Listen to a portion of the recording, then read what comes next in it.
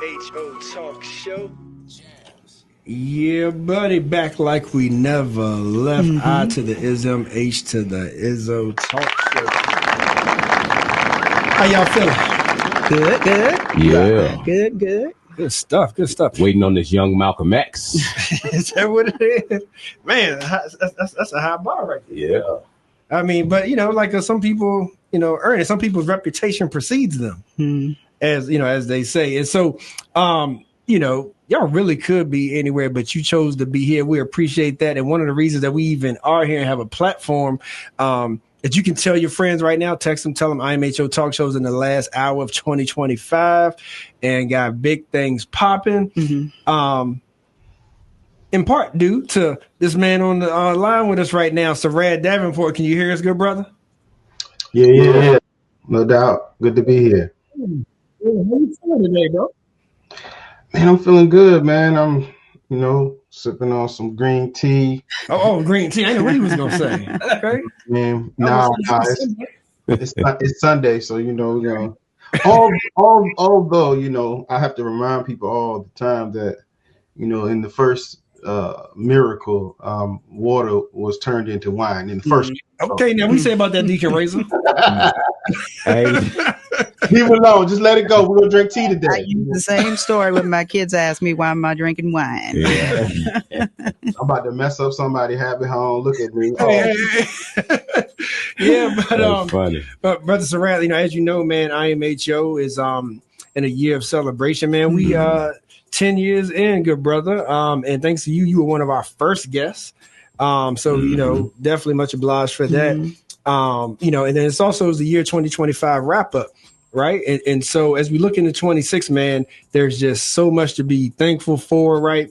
And for people to, really embrace this holiday season. That's really what it's about is, because there's just so much love that's given, because if we look at not the pagan side, right, but the religious side of this time of year, we talk about what some would say was the greatest gift given, right? Is why we celebrate this season. So, want to give you your yet another person we want to give flowers, man. Like while we still can smell them, because not only we the first guest, but through this journey, this 10-year, man, we have grown a media ecosystem together. Vinegar Hill Magazine has seen new heights, right?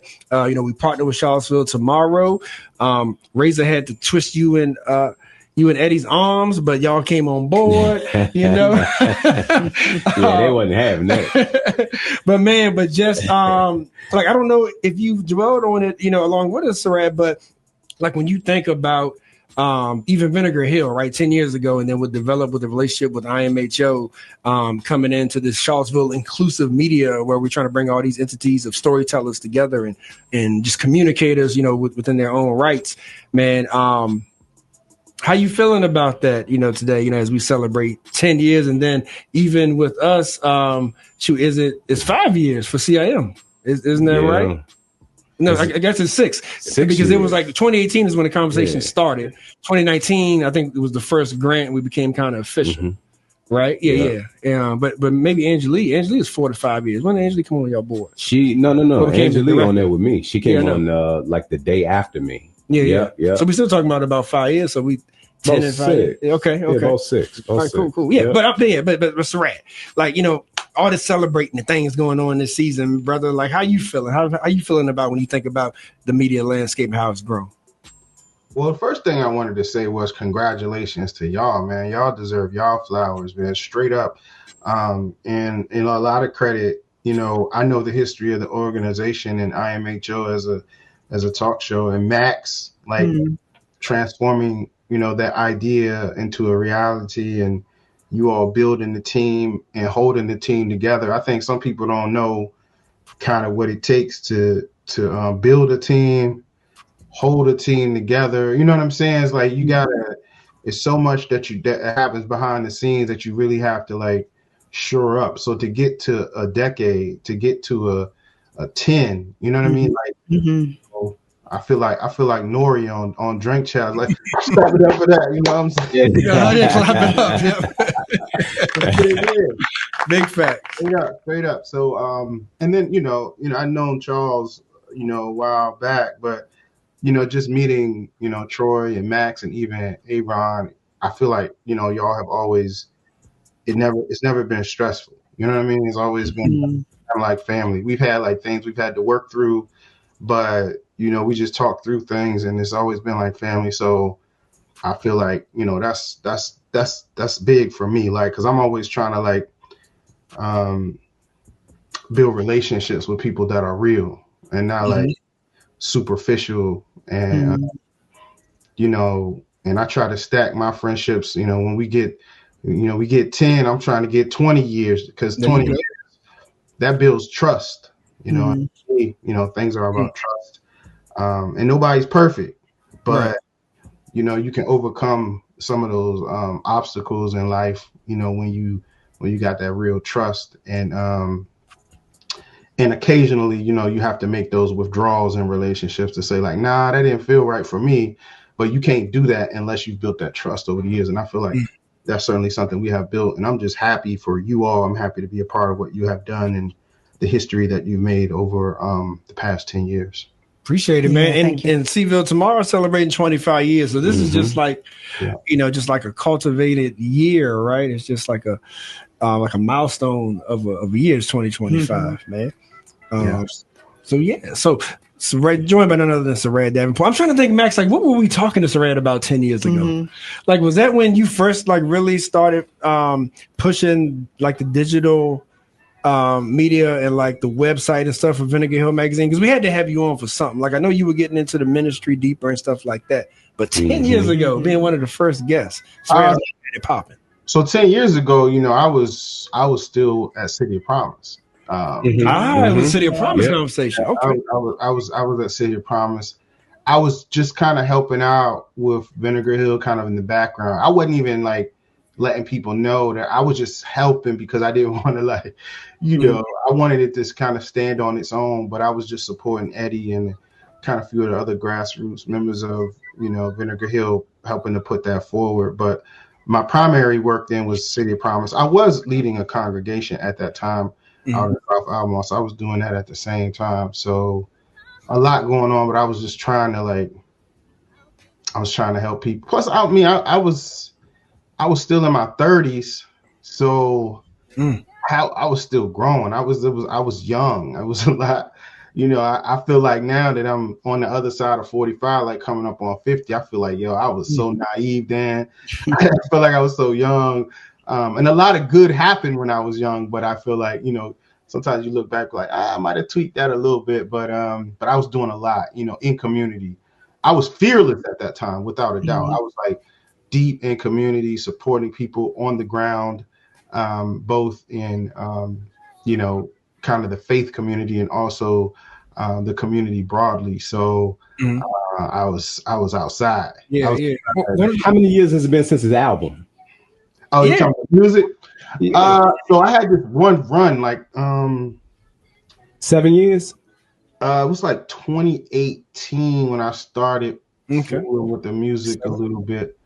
And I just had to get all of that out too. I had all this like creativity kind of bound up in me, and I was, I'll be honest with you. I talked to my therapist. I was like, people gonna be confused. They're gonna be like, what is he doing? And so everything. And my therapist was like, are you doing anything negative? Are you hurting anybody through what you're doing? This might be a way for you to process some of these things that are going on in your mind, so you can, continue to be healthy. And I was like, what? I'm not hurting nobody. Everything that I'm saying is going to be edifying, uplifting, you know what I mean? So like, I kind of went with it, and it was definitely liberating. I don't feel like it's something that I'm like rushing to do now, but at that moment I needed that to like release some things and like about my own life and my own trauma and the things I was processing in my mind. I needed that outlet for that. It was like 2 years where I did like 4 albums in 2 years. And it was very helpful. It cleaned it, like internally. I got a certain level of, I think, clarity and what they call it, catharsis. A little bit of that, so it was helpful for me. So I could talk to you now without the pain. Some people like be talking talking through their pain, and you could still like, and it's not to say I ain't still fighting to working through some things, right? Yeah. Oh, yeah. But like that heavyweight stuff, I was able to like unload so I can be clear with people and be fully present with people. So that really helped me to be more fully present with people. So that's life, man. That's a beautiful thing. Yeah. I know one of the things we wanted to talk about was within that, and you mentioned it too. Like when did you get on this this entrepreneurship journey, man? Because as you were saying, like you kind of, and maybe that was City of Promise, right? Like because you founded that. So being that you founded, but then since then you branched off into many endeavors. So talk a little bit about about that journey. Bro, I was born an entrepreneur, man. Like when I was a kid, man, you'll see, I had me a landscaping company when I was young. I I did 4 seasons, you know what I mean? Cut grass, rake leaves in the fall, shovel snow in the winter, you know what I mean? And all year round, I had a team. So, even then, I had a team. I was hiring little young people from the community to go out, paying people. I had a staff just before. And then, not to mention in school, my mom looks at me strange now, but I used to be the candy, one of the candy. Yep. I used to get money because when I was in school, I had I bought with the store in my neighborhood. So when they did so a lot of people was purchasing retail price, but I was purchasing at the price that the store received it. So I never sold candy. I had employees because I wasn't getting my candy at retail price.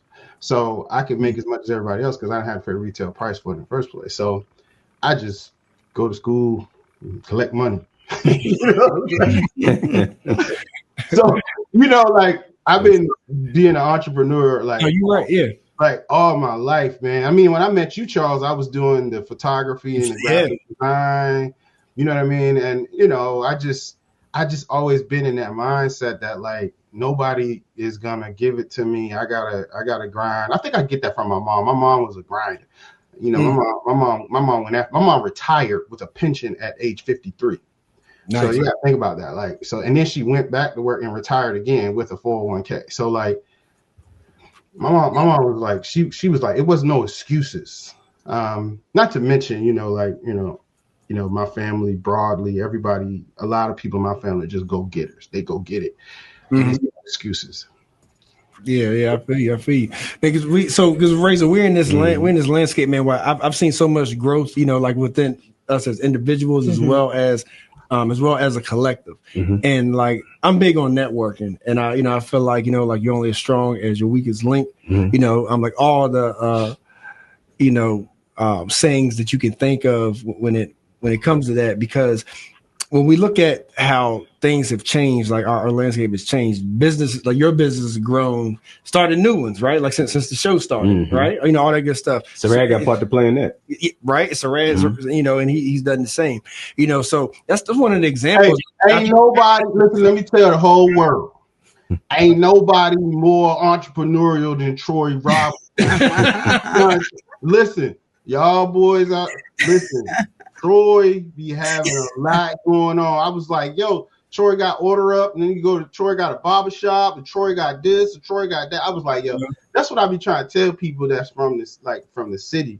Listen, people from the city, them people from the country be making it happen. I'm telling you, y'all be sleeping on them people from the from the country that y'all got on this show, right? I'm telling you, listen, them people from the country is no joke. I'm just want to let y'all know. I thought I was doing something, and I started looking at people from the country, like the surrounding counties. I was like, nah, they move totally at a whole nother level. So I think you just called him a hustler. That's pretty much what it is. I ain't talking about him, to you two, all y'all. All y'all. Appreciate that. No, so but but that being said, just the entrepreneurship spirit, man. Like let's talk a little bit about that, because growth is something that I think that we all agree with and want to see. It's even been a common theme and common thread, not just through the history of the show, but even today. When we're talking to folks and we like, man, you start at one point, things make it hard, but you don't give up. Sometimes one stage may be preparing you for a stage you weren't even aware of that was going to be a talent of yours, right? So Sarad, like when you think about the different like pots that you all have boiling all at the same time, right? Like how do you think that we kind of grow that spirit, right, within Charlottesville, especially at a time when we looking at a climate to where like you gotta hustle. Right. It's like people losing jobs, losing benefits. It's like you don't know if you're going to be able to retire and all that kind of thing. So like just that independence, right? Whether it's group economics or whether it's just your own financial literacy, man. Like what can you share about that? All right. So a couple things. Mm-hmm. I think it's going to be a shock to many. Okay. We have to lose that word hustle. Let me tell you why. Because oftentimes we're hustling, but we're not building systems. And I mean hustling, in a very legal aspect of that term. Right. Just want to get that clear. But were you following? Okay. I'm glad you clarified that for me. Whomever. Right? Everything's above board, right? So but I think we have to build systems and understand organizations, infrastructure, back office, taxes, human resources, scaling. You know what I'm saying? And those things when you're and then also quality of life, right? Because if you always running around, you're never gonna have time to really enjoy the quality of life. That's true. But also when you get that break, that peace, watch the peace and the space actually opens you up to be and do more. Amen. Right. And so when we gotta shift our thinking on kind of like this, just grind and hustle and build systems and institutions that I heard Aaron talking earlier. He kind of went to that. Build systems, institutions that will outlast you. Yeah. Right. And that are bigger than the person or the personality. Are you building things like that? So that's one thing I think we have to do. I think that the other thing we have to do is can you hold that second thought so I can interject there? Yeah, how much of that is the rat race though? How much can you talk to our people about sometimes we think that we got to get things and we think that we got to make money to buy things and but it's stuff that we don't even really need. Keeping up with the Joneses. Well, I think COVID taught a lot of us a lot. I know it taught me that everything that I thought I needed, I didn't need. You know what I mean? And what I noticed in COVID was if we weren't able to spend. You know what I mean? We kind of get back used to, and you were able to see, and it made me think we over-consuming. We over-consuming in so many ways, and we need to be producers more than consumers, right? You have to produce more than you consume, because if you consume more than you produce, then what that creates is a deficit in your bank account. And then when you have financial struggles, it plays out in your relationships. Listen, I know it. Yes, I talk to people all the time, be like, yo, what's the primary source of a lot of people's conflict in their relationships? It's money, yo. And so we have to put a new value, first of all, on our peace, such that we don't become over consumed. And I'm not saying that it's easy. It's hard. You know what I mean? It's hard, even for me, especially when I'm managing, because I'm a minimalist. I'm good with I came from poverty, so I don't require as much as maybe some other people might do. I'm good, with a crust of bread and a corner to sleep in. You know what I mean? I could make it. I could survive. I'm a survivor, right? But sometimes when you're in a relationship with others, they might not be like that, and so you got to find that balance. So that's one thing. I don't know how I got there, but the thing I was going to say before is I think that we have to understand that failure is not final, right? And sometimes the only way you're going to get the lessons is if you fail. I would say the biggest lessons I've learned, my first business license I got when I first got out of college, I was like 22 or something. And it was a disaster for like the first 10 years of me thinking I knew what I was doing and I didn't. You know what I'm saying? Like just messing up, but you got to mess up in order to learn. And some people aren't willing to take the risk to mess up because it's just pruning. Yeah, you never learn, or either that, be humble enough to really listen and learn from people who already did what you're trying to do. Instead of like always thinking you don't know everything. And and I was one of those people who really thought I was smart. You know what I'm saying? So like you gotta you're gonna bump your head and you're gonna mess up and you're gonna be like, just get back up. And don't give up just because you failed at something. That's not the end of it. But also learn to be humble enough to listen to other people who already did what you're trying to do. I mean, that's half the battle. Yeah, I think Will Smith famously said that about the most successful people that you look at and you idolize, like they fail way more than they succeeded. I'm telling you, that's what I tell people all the time. Listen, you got to understand. Sarad is a mess, yo. I'm a mess. Me too. You know what I'm saying? Like, I want you to know that. Like, I'm a mess. But the thing about my mess is I'm really trying to actively confront myself on a daily basis. Whether that's financial, it's just like, just like look in the mirror and be like, to be open and honest to say, you know what, I'm a mess. You know what I'm saying? To say like, all right, but what you gonna do about that? I feel you. Hey, Sarad. Yeah. Can I ask you a question real quick when it comes to our community, right? Yeah. I can remember a time when like you and like what y'all are talking about, when people starting their own business and becoming self-sufficient, right? But then you looked at the people who weren't entrepreneurs and you say, okay, he going to college. But sending them for like the trades, like everything that you just named, like knowing taxes, knowing HR, knowing these things, sending these children to school for that so that they can come back and manage the businesses in your community. Why is it so hard to develop that mindset of collective thinking to where our community either doesn't understand, can't get past emotion, think that the white man's ice is cola, so to speak, to be able to invest in ourselves totally? Because while you're learning business and making something stable for them to come back and manage, them understanding that I'm going back and I'm going to help my community and my community is going to pay me so that I can then take care of myself. Why is that so difficult for people with melanated skin? I don't know if there's a clear answer, but this is my method to handle that, Troy. I said to myself, because I try to hold myself accountable.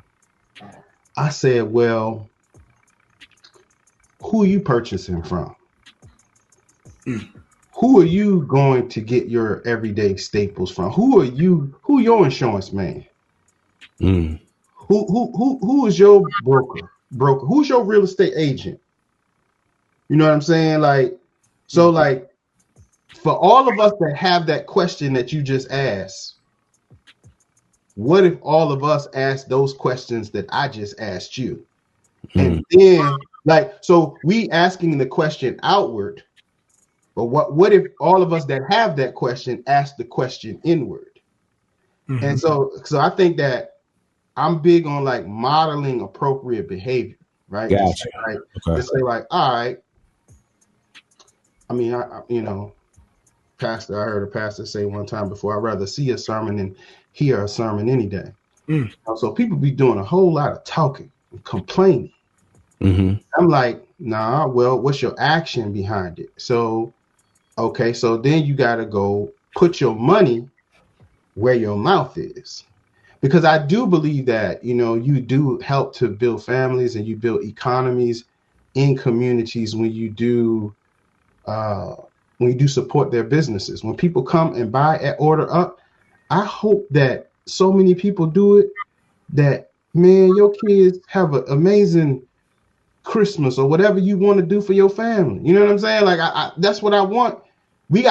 First of all, we gotta want that for each other. We gotta say, I don't want just me to be looking like I'm doing good. I want actually people to be doing good. Preach. And I'm good with somebody else doing good. I'm good even if somebody doing better than me. Ooh. Mm-hmm. Like, I'm good if somebody's doing better. I'm really okay with that. I'm not tripping. That's amazing. And the key to that for me, man, is setting the example, right? Now, I think I heard y'all already mention that, but I don't want to take that lightly, right? Because sometimes we're looking for a big bang and we be like, why can't we as a people do this? Or why can't the community do that, right? And sometimes it takes 4 of us to set an example. Hey, well, before you go on, what Andre 3000 say? A big thing started in little rooms? Little room. Yeah. 4 people, little room, change the world. Yeah. Like, but as soon as somebody be like, Charles jipped me, Troy ain't show up, Max told people, like not to support, you know what I mean? Yeah. Like, as long as we doing that, like within, think about it, if just a few of us can't get it right, then what's gonna make the larger community want to do something? Especially if we're the ones that they're listening to, we have the ear. You know what I'm saying? That's something that I've recently become cognizant of is, do I really support you? And if I don't agree with what you're doing, how can I exit respectfully, so to speak? You know what I'm saying? And that wasn't me. If I didn't mind pulling teeth, I didn't mind being a kid that got mad and take my ball home on game point and don't care. You know what I'm saying? But now that I realize that I do have the ear of people that I don't know that are even looking, I try to be more respectful in all my approaches, even if I'm getting it wrong and doing what was familiar to me. I'm like, okay, wait a minute, let me try to fix this. But you understand that in human nature, people, once the emotion gets in tied with it, that's where they want to live. And you have to learn how to not live where they're living, especially when it comes to business, and because there's a lot of people whose businesses have failed that don't want to support your business because the community didn't support them. Right. Facts. So I've seen that, especially being a person who's not from this area, but like a transplant in. Yeah, you have to be respectful that they failed because they didn't take the time to learn business. I'll wear Sarad's phone out. He know. Asking questions, you know what I'm saying? Because sometimes I just need him to tell me that I'm wrong, because I'm still going to do what I'm going to do unless somebody tells me that they're wrong, that I'm wrong, and why. Look, Sarad is one of the few people, maybe besides my mama, that can look me in the face and be like, stop it. Like, I ain't lying. Like, I've had conversations with Sarad, and I try to get him to justify my foolishness, and he looked me in the face and said, stop it. I said, all right, brother. Another part of that, of us being able to like be supportive and a champion of another person's like goals or endeavors or whatnot, a mission, is just like a healthy way of thinking about it, right? It really is just a healthy way of thinking about somebody else being successful.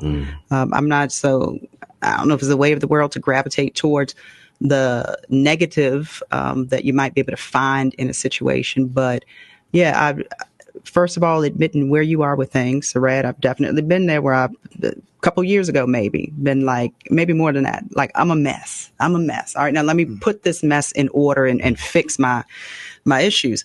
And I think that when a person can be that real with themselves, it allows them to be more giving of themselves to those around them, even if that giving just is a matter of supporting or rooting for someone to be successful. But Yeah. Love it. Appreciate that, Miss Exactly. Max. And Sarad, so speaking of which, folks, I know they're pretty well versed. Since we come into a close, folks are well versed on Vinegar Hill Magazine. So y'all make sure, if you don't know, vinegarhillmagazine.com and sign up for that membership, right? So you can stay connected. I think folks know like that you are a facilitator and a consultant, translator. Davenport. What's it? Davenport Strategic Solutions. Yeah. Right. Yeah. Mm-hmm. So you do that, and then you got the Creator Hub.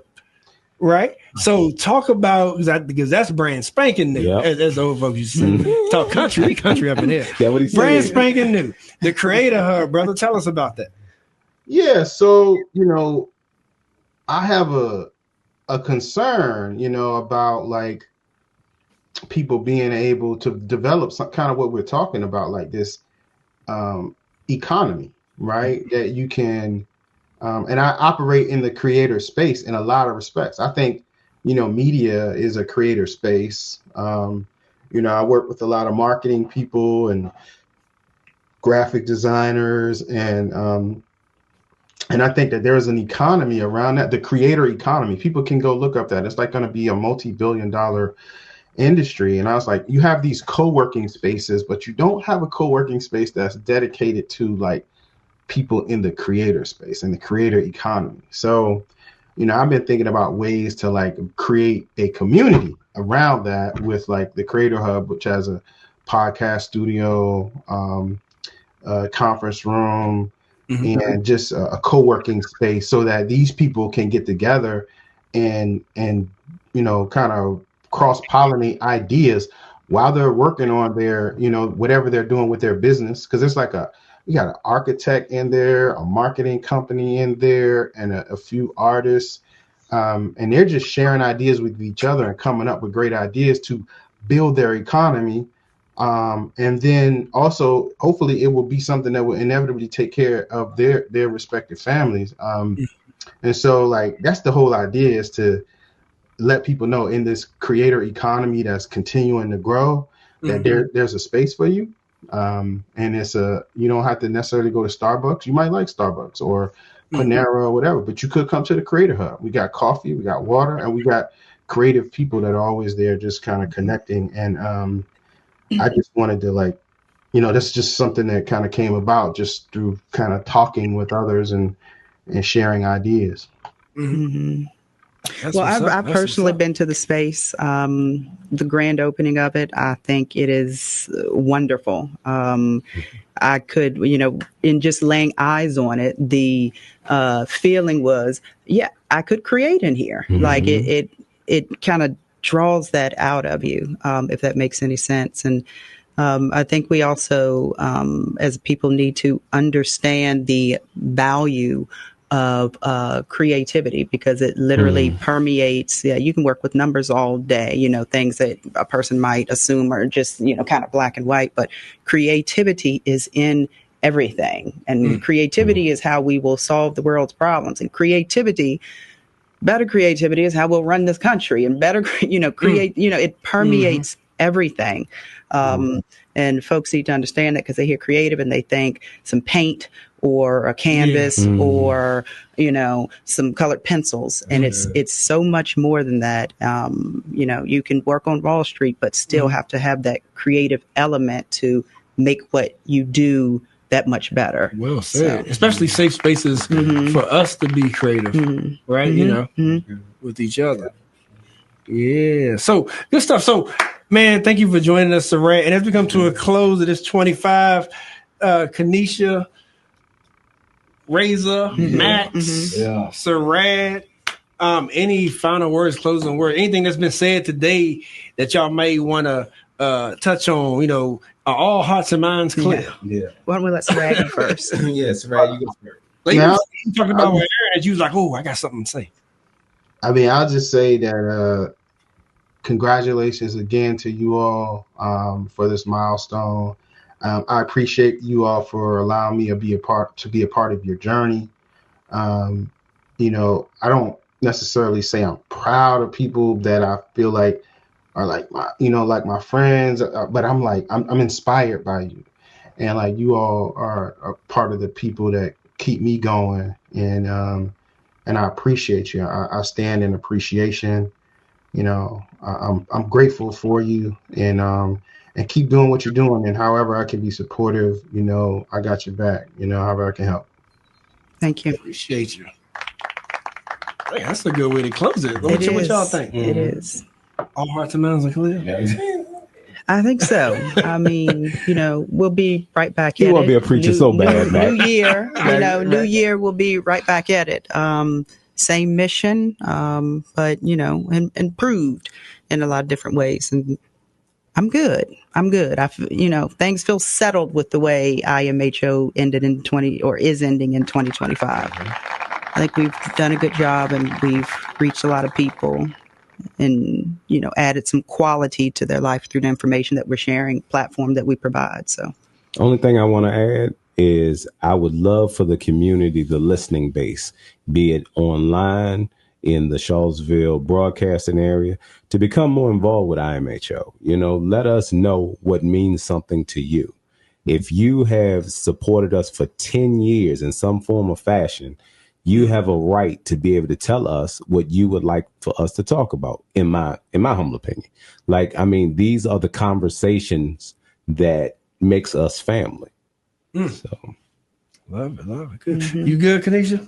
Great. Give us something. Come on. Hey, look, y'all give it up. We too got to give it up for our young production assistant. Yeah. Kanisha. Yeah, thank you. Join us. We got to rock out with it. We got big things popping. Y'all just wait and see. That's right. They don't even know. There's gonna be like a facelift to IMHO. Talking about the gun line, boss. Y'all just wait. I mean, look. We gonna make sure they come back. Oh, okay. We won't tell them too much. Yeah. All right. Everybody good? Everybody's good. Everybody's good. Take care of yourself, Charlottesville.